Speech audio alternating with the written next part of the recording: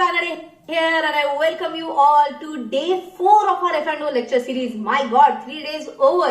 So what are we going to start off with today? Today we'll start off with some revision. We'll do a random revision today. Okay, let's see if you can recall a few concepts or not. If you remember, day 1 we started with what is derivative. We discussed the definition of derivatives also, right? Then we said that there are 4 types of derivatives. Which were the 4 types of derivatives? We said that it is forwards, futures, options and swaps. Out of these 4, which 2 are going to be our core focus points? They are going to be futures and options. Why? Because they are going to be traded on the stock exchange, right?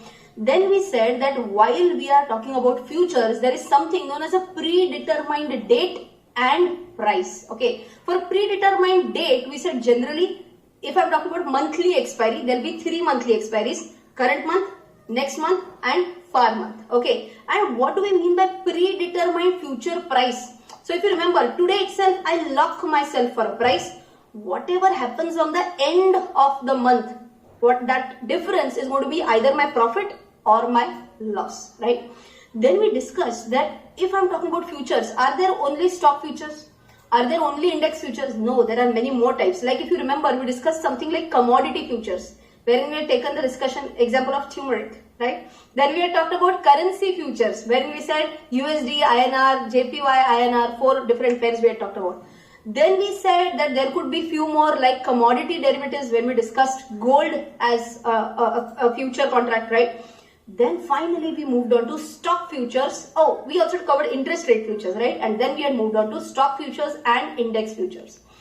In index futures, we said that there are 2 major types of popular indices, I can say. One is Bank Nifty and one is Nifty. Nifty lot size, if you remember, from June 2021 has shifted from what to what? From 75 to 50. Okay, and for Bank Nifty, it is 20 to 25. Okay, so that was the lot for Bank Nifty. Then we had also discussed that does the rebalancing in these indices take place? Yes. When does the rebalancing happen? Generally on 31st of March and 30th of September. Okay, so semi-annually I can say for both for Nifty as well as Bank Nifty. Then we also said that if I'm talking about Nifty as an index, ideally there should be how many stocks? Only 50. But if you remember, we had taken that example. Only once there were 51 stocks, Tata Motors and Tata Motor DVR, right? We also said that if any stock were to be a part of Nifty, can it just walk into Nifty or are there certain conditions involved? There are certain conditions involved. If you remember, we had taken the example of Avenue Supermart. Avenue Supermart, even if it meets all other conditions right now, one condition it's not meeting yet, and what is that? It's not in the F&O segment. So the moment it goes into the F&O segment, people are going to keep a close watch on that stock. It may come up in Nifty, right? After talking about the indices Nifty and Bank Nifty, then yesterday, if you remember, we took a very important discussion on margin. We had taken this example day before yesterday only. What is the difference if I buy a stock versus if I buy a stock future? Okay, if I buy a stock, what happens? I have to pay the entire amount. And if I'm talking about buying a stock future, do I have to pay entire amount or just the margin money? Just the margin money. And if you remember, we had said that how much is the margin money? Margin money can be certain percentage of what? Percentage of the contract value. Okay. So then we said that okay, we understood that only we have to pay only a small part of that margin money. How will this impact me as a trader? Will it impact? Answer is obviously yes. What will be the impact on? Impact will be on the profitability. If you remember, we had talked about 20 days returns and annualized returns. Whatever were the annualized returns for, I guess, stock, they were just the 20 days return for the stock future. If you remember that example, right? Correct. Then we had discussed about a concept which is known as leverage. If you remember, I guess in one of our previous examples, leverage was 4. If leverage was 4, what does it mean? Even if I have 1 rupee in my pocket, I can take a position worth 4 rupees. Higher the leverage, better it is. Okay, agreed. But higher the leverage, higher is the risk involved. Even a small change in the underlying asset price can lead to wiping out of your margins. But on the other side, if your view is correct, with only a small change, your money can also double, right? Then yesterday we talked about a case where what are the different types of margins, wherein we talked about initial margin, and we also talked about the concept of mark to market margin. In initial margin, we said there are two further types. Which are the further two types? One is span margin and one is exposure margin, right? Which out of these two is crucial? Very crucial is span margin. Okay, if you remember yesterday also I had given this clarification to you that in our example, I guess we had taken example of Bajaj Finance yesterday, right? Yes. Yes. In the example of Bajaj Finance, just to simplify the explanation, I had given you direct amount of margin. This much is your initial margin, this much is your additional margin, or no, one was your span margin and one was your exposure margin, I guess. So I had given these two margins. In real life, will directly these figures be given, like if you remember yesterday or day before yesterday, on Zerodha's margin calculator, direct amounts were given, agreed.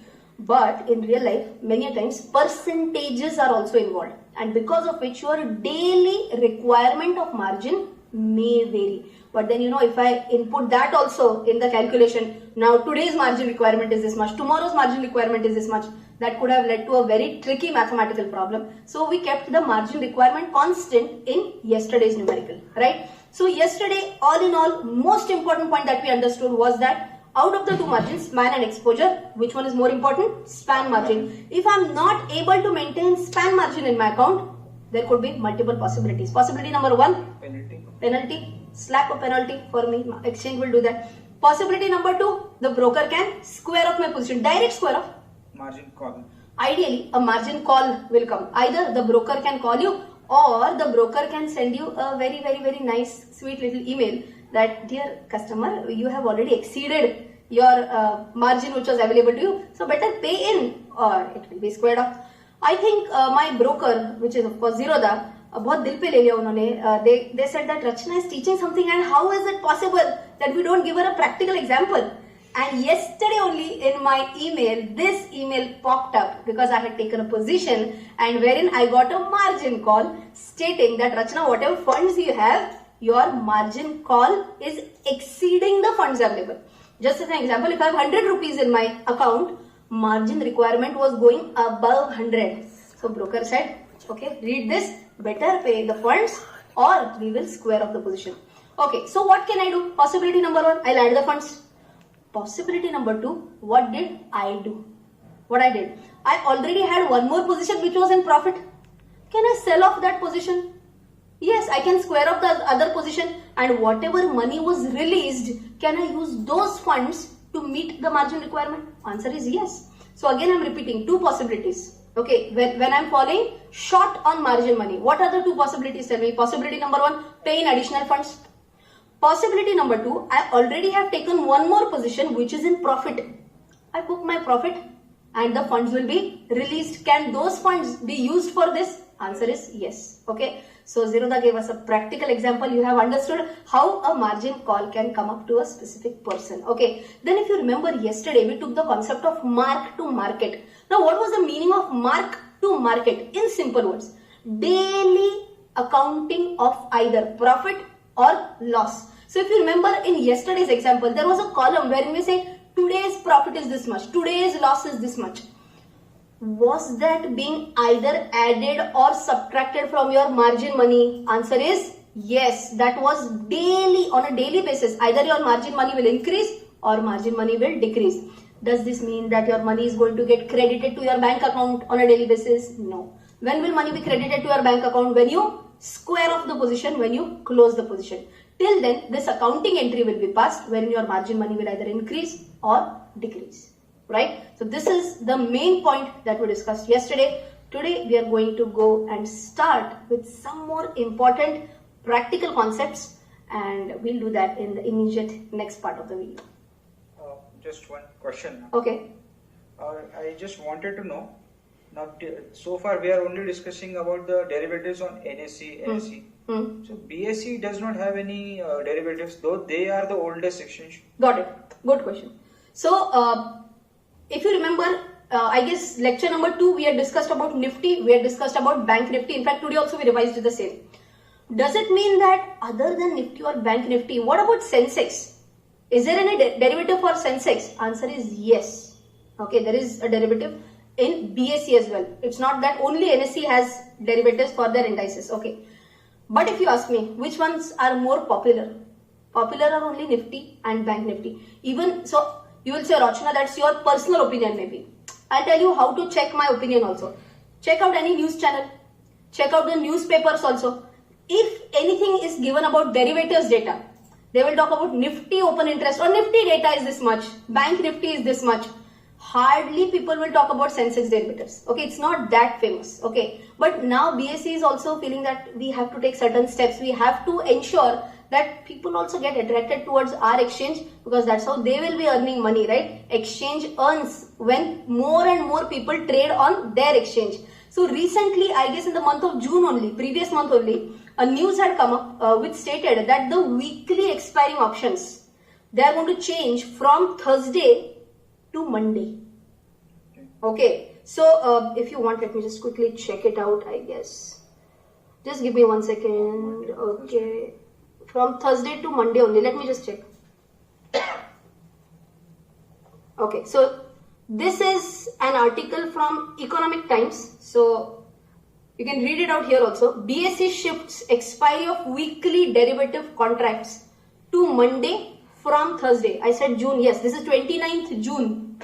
Okay, 29th June this specific announcement came up. But आगे ये भी लिखा है, it also says that however all other contracts other than weekly contracts shall continue to expire on last Thursday of the calendar month. So one more time, if I'm talking about monthly expiry, still Thursday. If I'm talking about weekly expiry, then it will happen on Monday. This is only for which contracts? BSE related contracts. For NSE, whatever we have learned, it's the same. Clear, Delia? Okay. Yes? Shall we move on? Got it. Thank you. Perfect. So we'll start off with learning something new in the next part of the video.